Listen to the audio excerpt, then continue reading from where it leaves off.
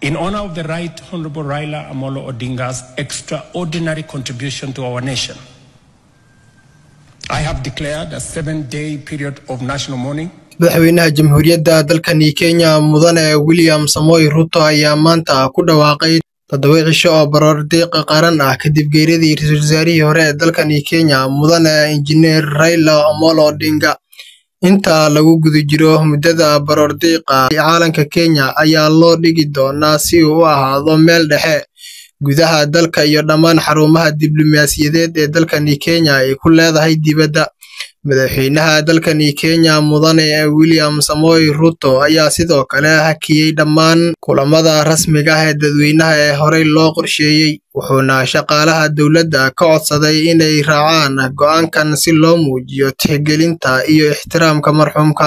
waxaa la shaaciyay in Raila Odinga loo qaban doono aas qaran waxaana arrintaasi loo xilsaaray guddi qaban qaabo oo uu hogaaminayo madaxweyne ku-xigeenka dalkani Kenya mudane Professor Kithure Kindiki iyo Senator Siaya Oburu Odinga. In honor of the Right Honorable Raila Amolo Odinga's extraordinary contribution to our nation, I have declared a 7-day period of national mourning, during which the national flag shall fly at half-mast across the Republic of Kenya and in all our missions abroad.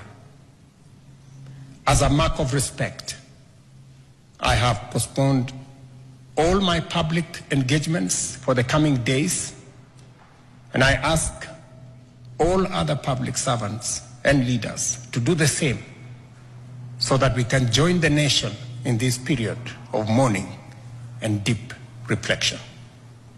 dowladda India ayaa aqbashay in meydka Raila Odinga laga soo qaado dalkaasi kadib codsi rasmi ah oo ay u dirtay dowladda Kenya. wafdi gaar ah oo ka kooban mas'uuliyiin dawladeed iyo xubnaha qoyskiisa ayaa si degdeg ah ugu safraya Hindiya si ay ugu diyaar garoobaan soo qaadista meydka.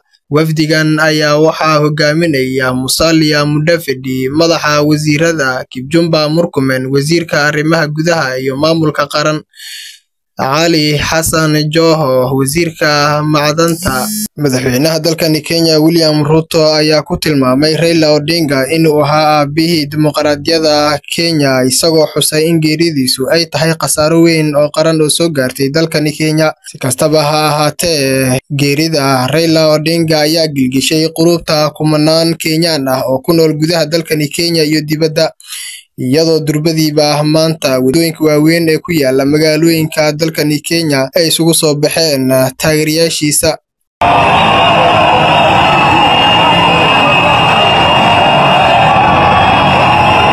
xasan nuuhilowle xasan macallimow raadiyaha telefishanka danan xeryaha qaxootiga Dadaab.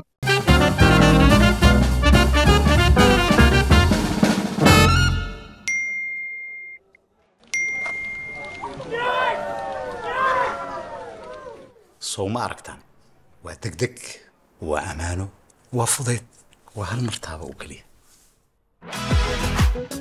ku bixi mushaaraadka shaqaalaha si fudud oo hufan adigoo adeegsanaya tiknoolajiyada casriga ah dahabay altaabasho oo kaliya